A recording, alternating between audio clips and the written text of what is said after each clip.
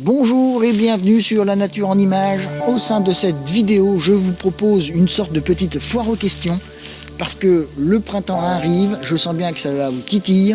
Toutes les questions que je reçois, que ce soit par mail ou par Messenger, sont très axées macro et vous attendez le printemps à ce niveau-là avec impatience. Ce que je me propose de faire, c'est répondre à la totalité des questions que je reçois, qui sont quasiment toutes similaires, au sein de cette vidéo, après le générique.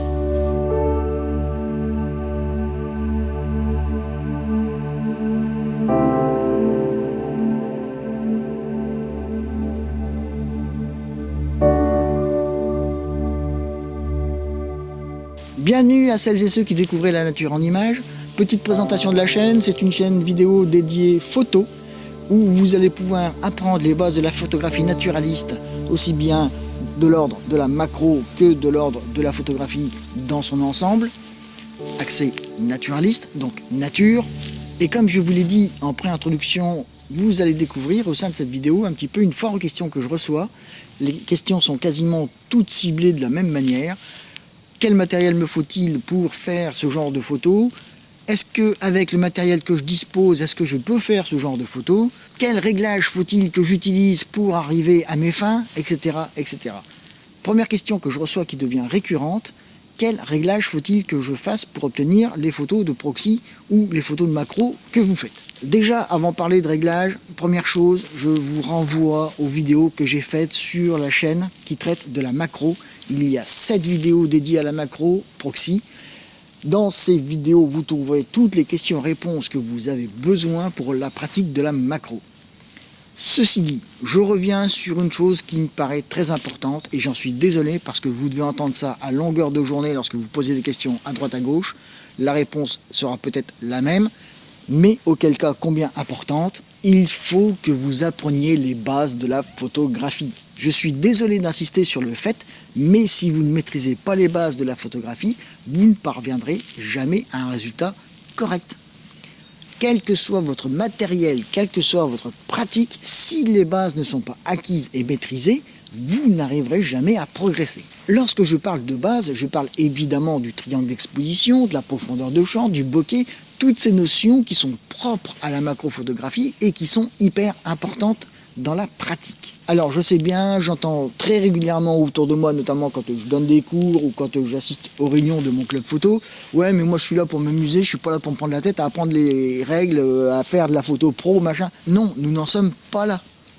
Lorsque je vous dis d'acquérir les bases, c'est simplement que même si vous faites de la photo loisir, même si vous faites de la photo pour vous changer les idées, à un moment donné, lorsque vous aurez les bases de la photographie macro ou proxy, que vous arriverez inconsciemment à établir ces réglages, ces compositions sans même avoir à réfléchir, vous verrez que même si c'est de la photo loisir, même si c'est de la photo pour vous changer les idées, vous arriverez à des résultats qui vous encourageront à continuer cette pratique et à vous faire plaisir d'autant plus.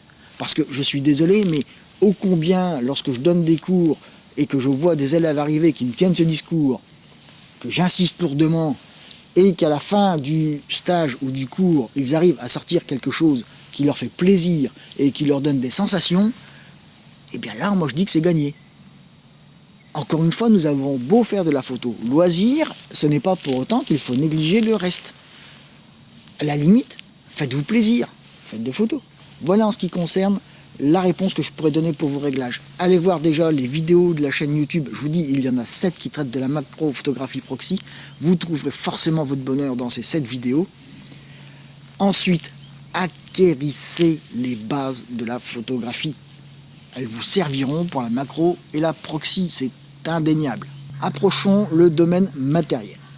Et là, pour le domaine matériel, je dirais que justement, ici, c'est important de prendre en compte la destination pour laquelle vous allez pratiquer la proxy ou la macro. C'est-à-dire que si effectivement vous faites de la photo loisir, il est inutile d'aller investir des 1000 et des cents dans du matériel qui ne répondra pas à vos attentes et pour lequel vous allez être complètement dérouté et perdu dans l'utilisation. Je vais donc à présent décomposer la vidéo en 2 gros temps, nous allons dire, pour ce qui est du matériel.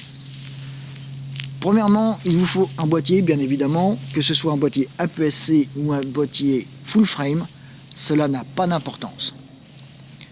Les deux fonctionneront de la même façon et vous donneront un résultat quasiment similaire. Et avec votre œil, je dirais, non averti d'amateur, vous ne verrez absolument pas la différence de résultat entre un boîtier APS-C et un boîtier full frame. La seule chose que vous allez pouvoir voir de votre œil, c'est le facteur multiplicateur de 1,6 que vous allez obtenir avec un APS-C. C'est-à-dire qu'une focale de 50 mm va être transformée en une focale de 85 mm. Donc à ce niveau-là, vous allez gagner en longueur focale. Avant de continuer de parler du matériel, posons-nous la bonne question. De quel budget je dispose? Parce que malgré que vous ayez défini la destination pour laquelle vous allez faire vos photographies, c'est-à-dire purement amateur loisir ou devenir un petit peu plus amateur averti, le niveau du budget est très important. Et donc, si vous avez un budget qui est plus serré, peut-être faut-il prévoir ce que l'on appelle un appareil photo APS-C qui sera un petit peu moins cher qu'un appareil photo full frame. Encore une fois, la différence entre les deux boîtiers au niveau résultat est quasiment similaire. Au niveau des objectifs, puisque grosso modo la grosse question existentielle que vous me posez, c'est quel objectif dois-je me servir pour faire de la proxy ou de la macro. Alors encore une fois, revenons-en aux prémices et à la question existentielle, vers quelle destination photographique je me destine. Mais surtout, quel niveau ai-je en proxy photographie ou en macro photographie?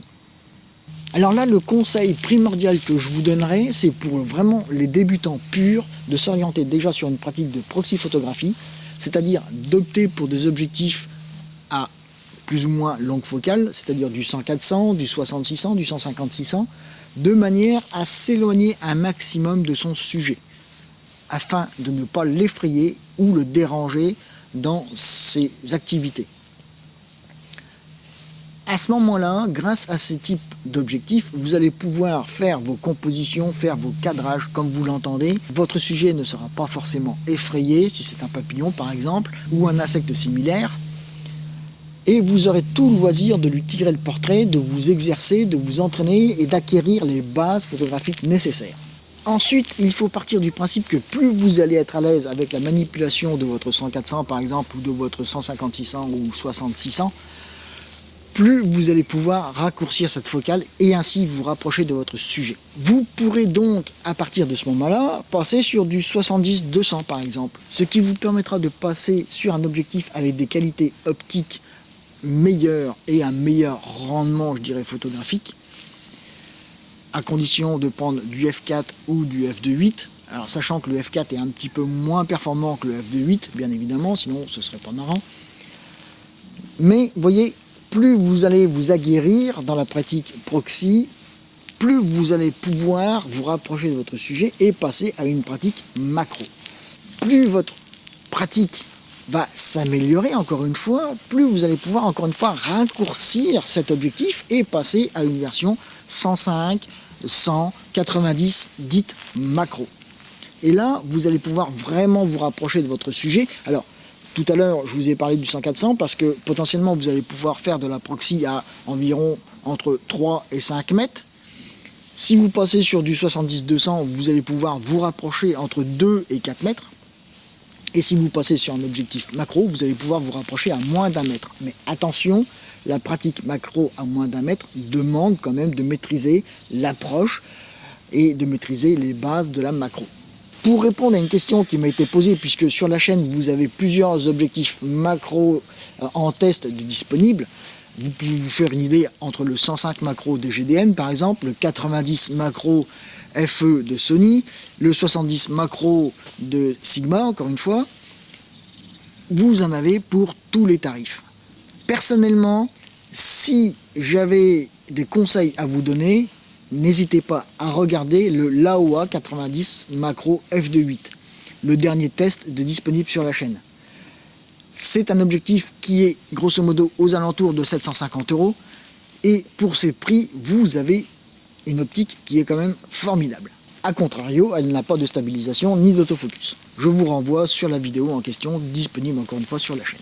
En conclusion de cette vidéo, que peut-on dire? En numéro 1, je vous invite fortement à acquérir les bases de la photographie. En numéro 2, je vous invite à acquérir les bases de la pratique proxy, de vous entraîner sur le terrain en proxy. En numéro 3, acquérissez les bases de la pratique macro, mais allez-y progressivement. N'allez pas sauter les étapes. Apprenez progressivement à passer d'une étape à une autre. Comme votre matériel, ne partez pas but en blanc sur un objectif qui vous rebutera parce que vous n'arrivez pas à le maîtriser. Je vois trop autour de moi, et personnellement, pour avoir déjà fait cette démarche en son temps, passer sur un objectif que je ne maîtrisais pas puisque je n'avais pas la technique et les bases nécessaires pour pouvoir maîtriser les caractéristiques et les capacités de cet objectif. Attention à cela, n'allez pas vous écœurer, ce serait dommage. Après, pour celles et ceux qui le souhaitent, je vous invite à me contacter afin de voir ensemble pour potentiellement prendre des cours ou par visioconférence ou sur le terrain en ce qui concerne la proxy et la macro. Nous sommes déjà plusieurs à pratiquer cette méthode.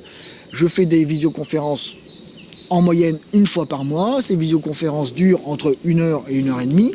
Je vous envoie sur mon site internet pour connaître les modalités et les tarifs de ces visioconférences. Vous avez la possibilité de prendre une option à l'année ou de prendre une option à la séance. C'est-à-dire que vous pouvez acheter 1 ou 2 séances et vous en servir comme bon vous semble. N'hésitez pas à aller retourner visionner les 6 vidéos concernant la photo macro disponibles sur la chaîne. Elles sont faites pour ça. Je me fais une joie et un plaisir de répondre à toutes les questions, que ce soit par vidéo comme nous sommes en train de le faire, ou même de répondre carrément par écrit aux messages que je reçois.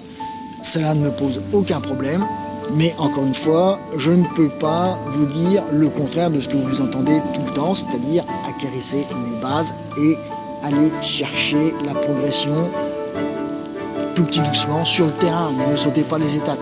Sur ce, je vous dis, faites-vous plaisir, faites des photos et à bientôt.